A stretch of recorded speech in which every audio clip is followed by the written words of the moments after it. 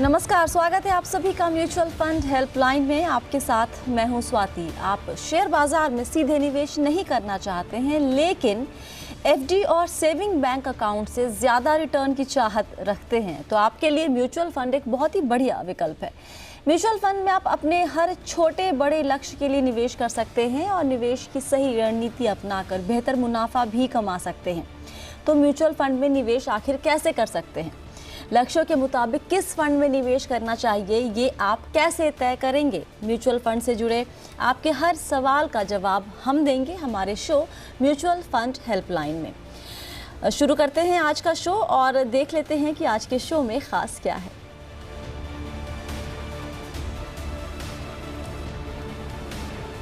तीन साल के लिए कहां निवेश करने से मिलेगा बेहतर रिटर्न?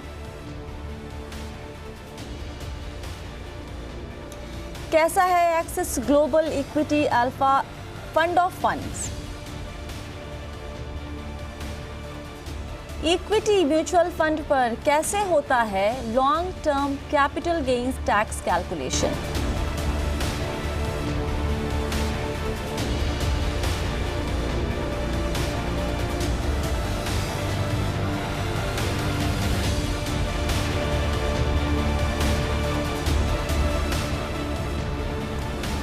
और आज सवालों के जवाब देने के लिए हमारे साथ हैं फिनपिक्स रिसर्च एंड एनालिटिक्स की फाउंडर प्रबलीन वाजपेयी। प्रबलीन, बहुत स्वागत है आपका जी बिजनेस पर। कैसी हैं? थैंक यू स्वाति, मैं ठीक हूँ। आई होप आप सब ठीक हैं। बहुत बढ़िया। चलिए यहाँ पर सवाल जवाब का सिलसिला हम शुरू कर लेते हैं। नरेश कुमार तलवार हमारे साथ फोन लाइन पे जुड़ रहे हैं। नरेश जी नमस्ते, कहाँ से बात कर रहे हैं? नमस्ते, मैं दिल्ली से बोल रहा हूँ। दिल्ली से बात कर रहे हैं, बताइए क्या जानना चाहते हैं आप? मैं जो ये नया फंड आ रहा है ना, ये axis global equity alpha fund से नाम है, इसके बारे में पूछना था कि भाई ये क्या, इसमें पैसे ऐसे एक मुश्त लगा दिए जाए तो ठीक है, ये कैसा रहेगा, इसके बारे में पूछा। किसने बताया इस फंड के बारे में आपको? ये मैं टीवी देखता हूँ, उसमें वो आ जाता है। वैसे मेरा म्यूचुअल फंड में ना पैसे लगे हुए हैं। अच्छा। तो उनकी वो मेल मूल आ जाती है। एक्सिस में ब्लू चिप में लगा हुआ है, मैं कई साल से सिप कर रहा हूँ। हाँ। और उसमें आईसीसी प्रूव में था। अच्छा। एक पैसा मेरा अच्छे बिल्ला था, मैंने सब लोगों से पैसा निकाल के स्विच ऑफ करके ना उसमें लगा दिया पैसा, ये पारस्परिक में, और दूसरा मेरा उसका है मेरा एसेट लार्ज कैप। अच्छा। कनाडा रवोको वो इक्विटी डिसाइड फंड है कोई। अच्छा। उसमें लगा दिया। इनमें दो में लगा दिया मैंने। 2-3 में आपने लगा दिए पैसे और अब आपके पास एक मेल आ गई है एक्सिस म्यूचुअल फंड से कि ये एनएफओ आ गया। इनकी सिर्फ चल रही थी, पर जिनमें घाटे पड़ रहे थे, दो से मैंने पैसा विड्रॉ कर लिया। अच्छा अच्छा अच्छा। वैसे मैं पैसा लगाता रहता हूँ इधर उधर, इसलिए मैं उसके बारे में पूछ रहा था कि मेरा वो ये कहाँ इसका फायदा है लगाने का। जैसे बड़े आते हैं एफओ आते हैं ना, बहुत से फॉरम में आता है। हाँ। तो उसके बारे में इंक्वायरी करनी है। इसमें कुछ पैसा लगा के मिल सकता है, ब्याज जिससे ज्यादा मिल जाए एफडी से। कितने साल के लिए लगाना चाहते हैं पैसे नरेश जी? वैसे 2-3 साल के लिए। 2-3 साल के लिए। और वैसे तो बताए नहीं कोई बात नहीं। हाँ। अच्छा ओके। आपको इस फंड के बारे में कोई जानकारी नहीं है, तो पहले हम यही समझ लेते हैं कि ये क्या है, ये एफओएफ। हाँ जी। इसमें 2 शब्द हैं प्रबलीन, जो हमें पहले समझा देना चाहिए अपने दर्शकों को। इस फंड में नाम इस्तेमाल हुआ है अल्फा फंड और इसको एफओएफ कह रहे हैं। तो एक अल्फा क्या होता है और एफओएफ का मतलब क्या है, पहले तो इन दोनों का मतलब समझ लें हम। ओके स्वाति, सो जो नरेश जी का क्वेश्चन है, इसके कुछ बेसिक्स मैं बता देती हूँ इस फंड के। सो यूजुअली जब कोई भी हमारा म्यूचुअल फंड बाहर एक्सपोजर ले रहा है, यानी कि किसी फॉरेन कंट्री में एक्सपोजर ले रहा है, तो उसका एक आसान तरीका ये होता है कि कोई फंड जो यूएस बेस्ड है, उसमें हमारा जो इंडियन म्यूचुअल फंड है वो उसके यूनिट्स खरीद ले। तो एक तरीके से एक फंड दूसरे फंड को खरीद रहा, उसकी यूनिट्स खरीद रहा है, इसलिए हम इसको फंड ऑफ फंड कहते हैं, यानी कि एफओएफ कहते हैं। जो एक्सिस ग्लोबल इक्विटी एफओएफ है, ये श्रोडर्स ग्लोबल इक्विटी अल्फा फंड की यूनिट्स में इन्वेस्ट करेगा। अब ये श्रोडर्स अल्फा जो इक्विटी फंड है, ये क्या है, ये भी हमारे लिए समझना जरूरी है। यहाँ पे जो अल्फा का यूज है वो इसलिए है क्योंकि ये जो अल्फा फंड है ये अपने बेंचमार्क का जो इसका अपना ऑब्जेक्टिव है वो ये है कि कि वो फंड अपने बेंचमार्क से 3% तक ऊपर रिटर्न देगा। और ये जो ग्लोबल श्रोडर्स का फंड है ये MSCI वर्ल्ड इंडेक्स को ट्रैक करता है और उसका अपना जो बेंचमार्क इंडेक्स है उससे वो 3% ऊपर देने की कोशिश करेगा। अब ये अच्छा है इन्वेस्टमेंट के लिए या नहीं है, थोड़ा सा मैं और एक्सप्लेन करना चाहूंगी। अगर हम पिछले 5 साल का ट्रैक रिकॉर्ड देखें तो जो श्रोडर्स का फंड है उसने अपने बेंचमार्क को ब्रॉडली बीट किया है, पर 3% से 5 साल में बीट नहीं किया है। सिर्फ 1 साल में आउट ऑफ द 5 इयर्स उसने बीट किया है 3% से, जो उसका ऑब्जेक्टिव है। उसके अलावा स्वाति ये जो फंड है ये एक्सपोजर लेगा डिफरेंट कंट्रीज को, जैसे कि यूएस में तकरीबन 58-60% जाएगा, यूरोप में जाएगा, एशिया पैसिफिक में जाएगा, उस तरीके से ये डिफरेंट इमर्जिंग मार्केट्स में पैसा जाएगा। ये डिफरेंट यानी कि ग्लोबली इनका पैसा डिस्ट्रीब्यूट होगा। अब इस फंड एक मैं चीज और नरेश जी को यहाँ बताना चाहूंगी कि ग्लोबल डाइवर्सिफिकेशन करना पोर्टफोलियो के लिए काफी अच्छी चीज मानी जाती है, पर यहाँ पे इनका ये जो 2 से 3 साल का इन्वेस्टमेंट होराइजन है ये थोड़ा सा गलत होगा, क्योंकि जब आप इक्विटीज में पैसा डाल रहे हैं, चाहे वो इंडिया की कोई कंपनी हो चाहे वो ग्लोबल हो, आपको वोलेटिलिटी को फैक्टर इन करके चलना है। ऐसा हो ही नहीं सकता कि कोई भी इक्विटी मार्केट लगातार ऊपर जाती रहेगी। और इंडियन इक्विटी मार्केट्स और जो हमारी बाहर की मार्केट्स हैं इनमें लो कोरिलेशन पाया जाता है कि किसी साल अगर इंडियन मार्केट्स ने अच्छा किया तो क्या पता यूएस मार्केट्स नीचे हो, कभी यूरोपियन मार्केट्स ऊपर होंगी। तो ये डाइवर्सिफिकेशन पॉइंट ऑफ व्यू से बहुत अच्छा है, पर इन्वेस्टमेंट होराइजन इनको तकरीबन 5 to 7 ईयर्स का यहाँ रखना चाहिए। और एक और चीज जो मैं यहाँ मेंशन करना चाहूंगी कि unlike regular equity mutual fund, जो भी ग्लोबल फंड होते हैं इंडिया में, जब हम इन्वेस्ट करते हैं किसी म्यूचुअल फंड में तो स्वाति उसका टैक्सेशन एज पर डेट हो जाता है।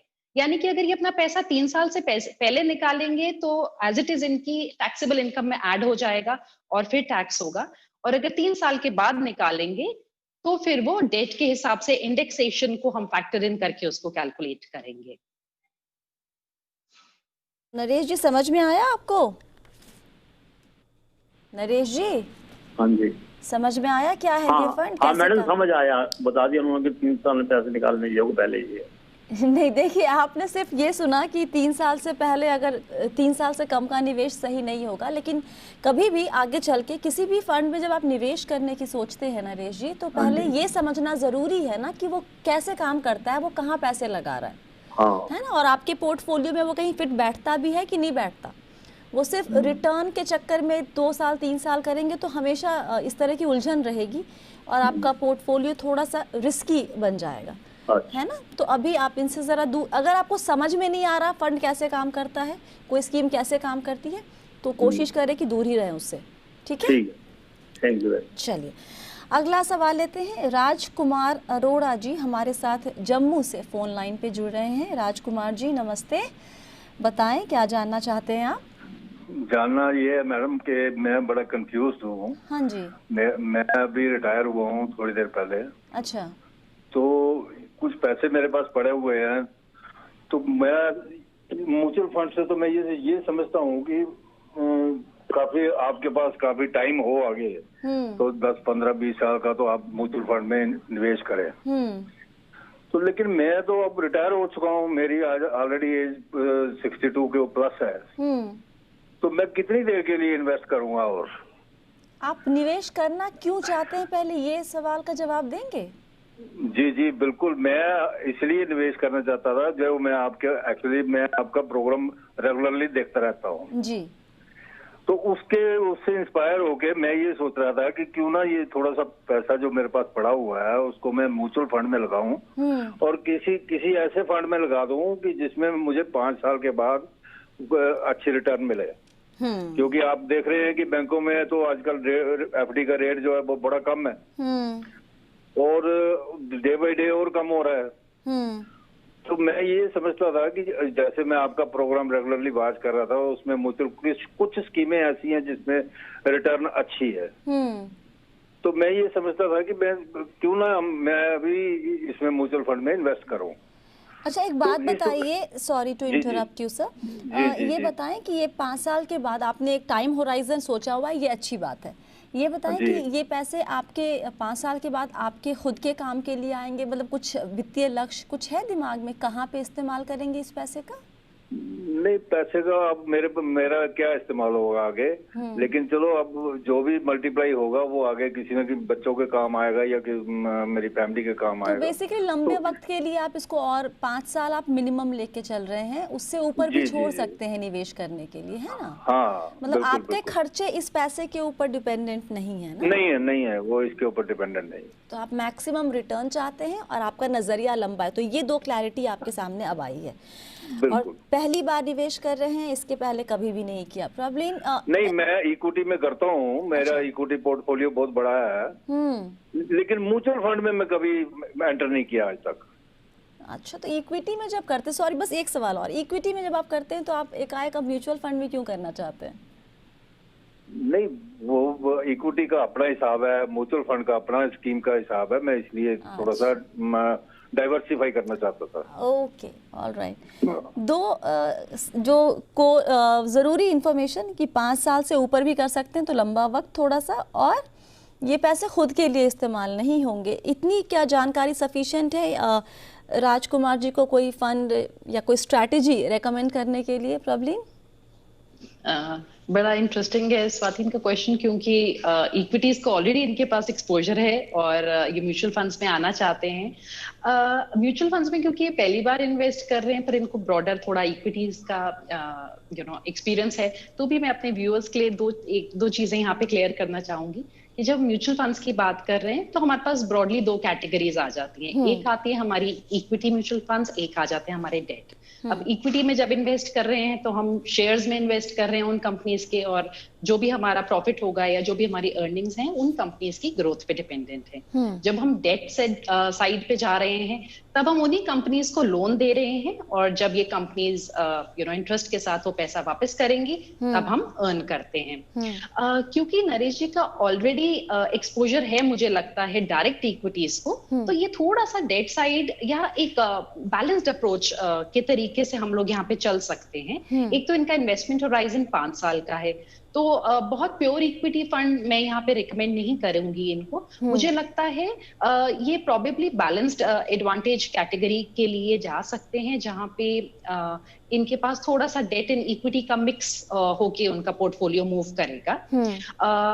अच्छा, इनकी टैक्स लायबिलिटी एक और क्वेश्चन था मेरा, जो पता चल जाता तो, क्योंकि जो अगर हमने थोड़ा भी इनको डेट कंपोनेंट यहाँ पे ऐड करके देना है तो थोड़ा सा वहाँ टैक्स लायबिलिटी का भी इम्पोर्टेंस है। क्योंकि अगर टैक्स लायबिलिटी इनकी उतनी ज्यादा नहीं है तो डेट साइड में शायद जाने का इतना फायदा नहीं होगा। आप बैंक एफडीज के साथ जैसे ये कह रहे हैं रिटर्न तब मिलते हैं, बट डेट में इनको सिर्फ पोस्ट टैक्स रिटर्न्स में बेनिफिट हो सकता है। बट करेंटली जितना इन्फॉर्मेशन है, मुझे लगता है इनका जो होराइजन है 5 इयर्स का, और इनको इमीडिएट कोई बीच में से पैसे निकालने की जरूरत नहीं है। ये बैलेंस्ड एडवांटेज कैटेगरी को कंसिडर कर सकते हैं थोड़ा सा एडवाइस से, और ग्रोथ ऑप्शन ले, डिविडेंड ऑप्शन ना लें उसमें। प्रॉब्लम एक चीज यहाँ पे मैं आपसे पूछना चाहूंगी कि जब हालांकि इनका इक्विटी में एक्सपोजर है, और मैं ये मान के चल रही हूँ कि ये शायद इक्विटी में खुद के लिए निवेश करते हैं, ये जो पैसे हैं बच्चों के लिए, जैसे उन्होंने कहा कि बच्चों के लिए रहेंगे पैसे या घर वालों के काम आ जाएंगे, तो जब ये थॉट प्रोसेस है तो इसमें कोई एक इंडेक्स फंड या इक्विटी लार्ज कैप या इंडेक्स फंड या इक्विटी फंड क्यों नहीं, उससे अगर हम वो ऐड करेंगे अभी या इनको रेकमेंड करेंगे तो उसके प्रोज एंड कॉन्स क्या हो सकते हैं? एब्सोल्युटली स्वाति, ये लार्ज कैप स्पेस में जा सकते हैं, बिकॉज लार्ज कैप फंड्स को हम broadly the safer side of equity category अगर हम लेके चले तो मान के चल सकते हैं। इंडेक्स फंड का डेफिनेटली इनके पास ऑप्शन है, पर मुझे लगता है तो भी अराउंड 7 इयर्स तक का होराइजन इनका होना चाहिए अगर ये प्योरली इक्विटी में जाना चाहते हैं तो। यहाँ 5 इयर्स इन्होंने बोला, इसलिए मुझे लगा कि इनको हम थोड़ा सा एक dynamic asset allocation and balance advantage category suggest करें, सो दैट इनका थोड़ा सा डाउनसाइड रिस्क वहां पे हम लोग उसको कंटेन कर सके। अदरवाइज अगर इनके पास कल को ऑप्शन होगा कि कोई बात नहीं, पैसा थोड़ा बहुत नीचे है और ये इन्वेस्टेड रह सकते हैं, तो आई थिंक सिंपली धीरे धीरे करके एसटीपी रूट से he can just put in his money in a large cap index fund जो एक ट्रैक कर सकते हैं। Okay, alright. तो राजकुमार जी, जी दो ऑप्शन आपके पास है कि अगर आप सिर्फ 5 साल तक का ही नजरिया लेके चलेंगे तो फिर आपको एक हाइब्रिड कैटेगरी की तरफ जाने की सलाह दे रही है प्रॉब्लम, और अगर आप उसको लंबे वक्त के लिए छोड़ सकते हैं तो आप लार्ज कैप फंड एक ले सकते हैं। ठीक है? ठीक, जी thank you very much madam, thank you. जी सर, थैंक यू। वक्त है एक छोटे से ब्रेक का। ब्रेक के बाद हम कुछ और सवाल लेंगे, जवाब देने की कोशिश हम पूरी करेंगे। आप सभी बने रहिए हमारे साथ।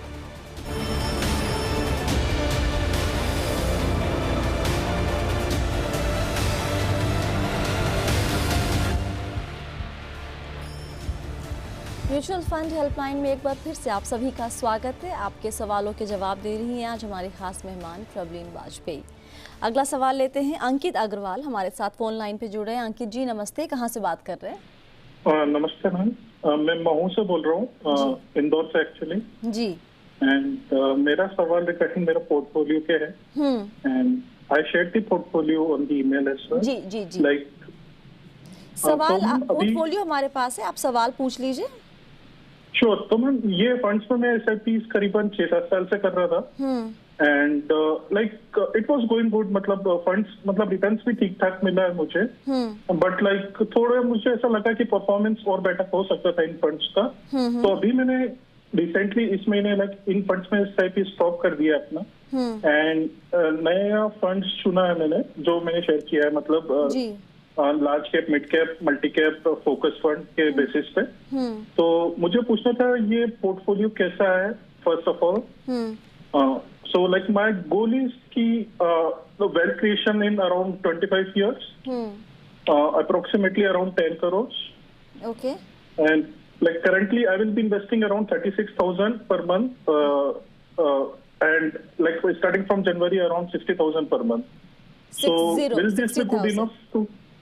ओके।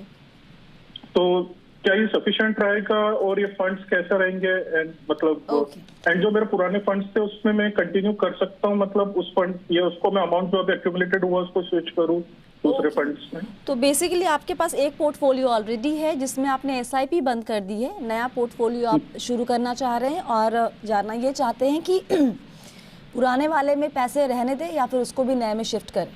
ठीक है? राइट। ओके। प्रॉब्लम बताए 5 फंड थे पहले वाले पोर्टफोलियो में। माफ कीजिएगा। राइट। स्वाति, इनका मैं पॉइंट वाइज आंसर करती हूँ। इनके पहले जो इनने शेयर किया है उसमें 5 फंड्स थे, तब भी इनके पास 2 लार्ज कैप थे, एक हाइब्रिड एग्रेसिव, एक मल्टी कैप और एक small cap fund. I think इनका इसमें इन्वेस्टमेंट अच्छा चला है, उनका प्रॉफिट भी डिसेंट है जो इनने शेयर किया था। अगर अभी हम एक फर्स्ट सिनारियो लेके चलते हैं कि इसमें ये बंद कर दें और नए वाले फंड्स जो इनने चुने हैं उसमें ये शुरू करें, तो इनके पास क्या होगा, 5 + 6 टोटल 11 फंड्स हो जाएंगे, जो बहुत ज्यादा हैं। और इनके पास डुप्लीकेशन हो जाएगी कैटेगरी में, मतलब इनके पास 4 लार्ज कैप फंड हो जाएंगे उससे, और इनके पास मल्टी कैप में 3 आ जाएंगे। तो इतना ब्रॉड मतलब पोर्टफोलियो, इतना जहाँ पे डुप्लीकेशन हो रही है उतना रखने का कोई मतलब नहीं है, पहली बात। तो मुझे ऐसा लगता है कि लार्ज कैप सेगमेंट का जहां तक सवाल है, वहां पे ये ग्रेजुअली क्या कर सकते हैं, या तो अभी इनका जो एग्जिस्टिंग है उसमें से एक को कंटिन्यू कर लें, दूसरे को ग्रेजुअली उसी में मर्ज कर लें, या फिर एक सिंपल इंडेक्स फंड पिक कर लें।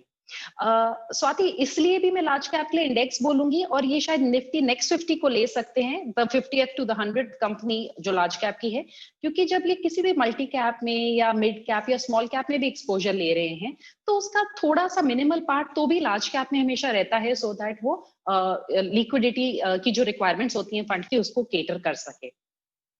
In the multi cap space मुझे लगता है इनको थोड़ा सा होल्ड करना चाहिए अभी, क्योंकि जो सेबी के नए रेगुलेशंस आए हैं उसके हिसाब से 25% इनको लार्ज कैप, मिड कैप और स्मॉल कैप में आप इन फंड्स को एलोकेशन रखना है। तो जब तक मुझे लगता है आगे क्लैरिटी नहीं आती, इनको थोड़ा सा अपने मल्टी कैप का जो डिसीजन है उसको होल्ड करना चाहिए, बिकॉज उनसे इनकी रिस्क प्रोफाइल पूरी चेंज हो सकती है, क्योंकि इनने ऑलरेडी एक स्मॉल कैप फंड भी लिया हुआ है। उसके अलावा मुझे ऐसा लगता है इनका टाइम होराइजन लंबा है, इनको एक इंटरनेशनल फंड अपने उसमें जोड़ना चाहिए, ये पराग पारेख ने ऑलरेडी सजेस्ट किया है, पर पराग पारेख ने हमारे पास 35% एलोकेशन है ग्लोबल इक्विटीज में, और जब हम उसको इनके पोर्टफोलियो का हिस्सा मान के चल रहे हैं तो यानी कि इनका जो पर्टिकुलर एक्सपोजर है ग्लोबल इक्विटीज को और कम हो जाएगा। तो एक स्कोप है इंटरनेशनल फंड को जोड़ने का, और चाहे तो गोल्ड भी एक फॉर्म में ले लें, किसी भी इलेक्ट्रॉनिक फॉर्म में, चाहे गोल्ड फंड ले लें, अगर अदरवाइज ये सॉवरेन गोल्ड बॉन्ड्स वगैरह लेते हैं तो वो भी अच्छा है। पर डेफिनेटली धीरे धीरे अपने पोर्टफोलियो को इनको मतलब कंडेंस तो रखना ही है। सो मैं तो बोलूंगी चाहे एग्जिस्टिंग में से एक दो को कंटिन्यू कर सकते हैं। जी प्रॉब्लम क्विकली इनका दूसरा सवाल जो था कि ये long term capital gains tax कैसे लगता है इक्विटी म्यूचुअल फंड पे? ओके, सो 31 जनवरी 2018 तक जो भी इनके प्रॉफिट्स हुए होंगे उस पे इनको कोई टैक्स नहीं देना है। इनका ये भी सवाल था कि जब स्विच करेंगे तो आगे कैसे होगा। अब ऐसा भी हो सकता है, ये पाया गया है कि सपोज इनने 10 रुपए लगाए, वो 31 जनवरी को 17 रुपए बन गए, तो इनका जो 7 रुपए का तब तक प्रॉफिट था, अब वो 7 रुपए तो हमें कुछ देना नहीं है, हम 17 के एनएवी को लेके चलते हैं स्वाति 31 जनवरी से।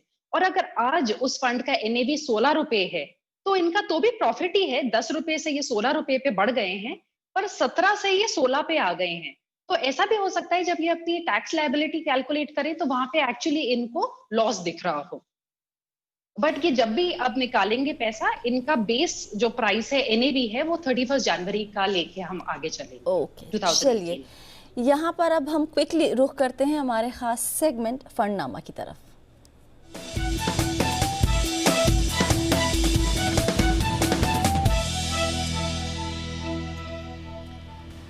फंडनामा में हमने आपको जो भी म्यूचुअल फंड में अलग अलग कैटेगरी है उसकी डिटेल्स आपको हमने दे दी है। अब आपको हम बताएंगे इस बार हम क्या कर रहे हैं कि हम एक सवाल ले रहे हैं और अपने सभी पूरे हफ्ते सभी एक्सपर्ट से वही एक सवाल करेंगे ताकि आपको एक सवाल पे अलग अलग नज़रिया मिल जाए, कौन क्या कह रहा है, किस लॉजिक के साथ कह रहा है, वो आपको समझ में आए ताकि आप अपना जो फैसला है निवेश का वो सही तरीके से ले सकें।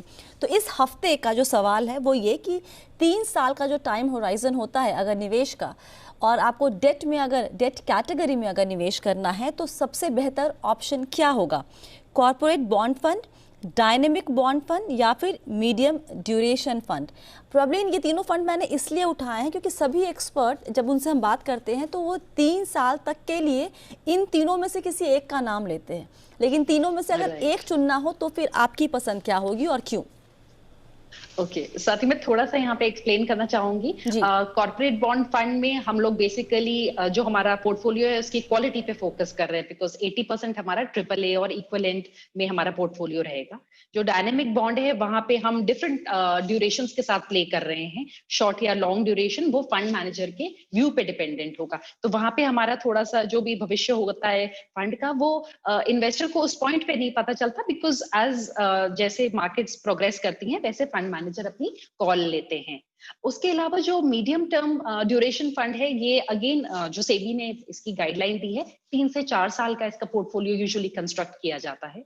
अगर मैं थोड़ा सा रिस्क फैक्टर को कंसिडर करूं, सो जो इंटरेस्ट रेट रिस्क है इस टाइम पे जब हम इंटरेस्ट रेट साइकिल के ऑलमोस्ट बॉटम पे हैं, तब उन फंड्स में ज्यादा हो जाता है जहां पे ड्यूरेशन लंबी है। तो मैं इस टाइम पे मीडियम ड्यूरेशन फंड इसलिए नहीं सजेस्ट करूंगी क्योंकि हम इंटरेस्ट रेट साइकिल के लोअर एंड पे हैं। उसके अलावा जो डायनेमिक बॉन्ड फंड है वहां पे भी मुझे लगता है क्योंकि थोड़ी सी डिपेंडेंस होती है कि फंड मैनेजर का कॉल कैसा रहेगा, वो कैसे मूव करेंगे मार्केट सिनारियो के हिसाब से, तो वो भी मैं अवॉइड करूंगी। मैं कॉर्पोरेट बॉन्ड फंड को चूज करूंगी। इसके 2 बेसिक रीजंस हैं।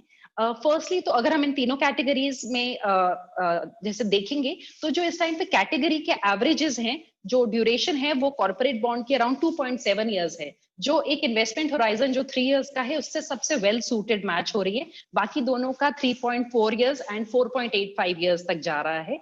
उसके अलावा स्वाति जो एक्सपेंस रेशो है वो कॉर्पोरेट बॉन्ड फंड का सबसे कम होगा इन दोनों के कंपैरिजन में, between the 3 of them, and कोई एग्जिट लोड नहीं होता है। बाकी फंड्स में कभी minorly depending on the fund house exit loads possible हैं कि हो। तो मेरा इसमें चॉइस रहेगा कॉर्पोरेट बॉन्ड फंड, प्लस वहां लिक्विडिटी की प्रॉब्लम नहीं है, AAA का पोर्टफोलियो होता है, बट ऑब्वियसली डिफॉल्ट रिस्क की पॉसिबिलिटी है, पर एक अच्छा अगर पोर्टफोलियो देख के इन्वेस्टर डाले पैसा तो वहां पे प्रिडिक्टेबिलिटी भी उनकी ज्यादा बनती है। ओके, तो इस वक्त इस माहौल में अगर 3 साल के लिए आपको डेट कैटेगरी में निवेश करना है तो प्रॉब्लिन की जो पसंद है वो है कॉर्पोरेट बॉन्ड फंड। बहुत बहुत शुक्रिया प्रॉब्लिन आज सभी सवालों के जवाब देने के लिए।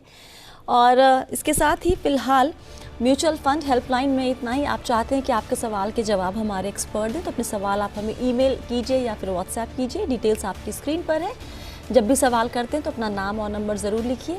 सवाल अंग्रेज़ी, हिंदी किसी भी भाषा में आप हमें लिख सकते हैं। फ़िलहाल के लिए इतना ही। आप सभी बने रहिए जी बिज़नेस के साथ। नमस्कार।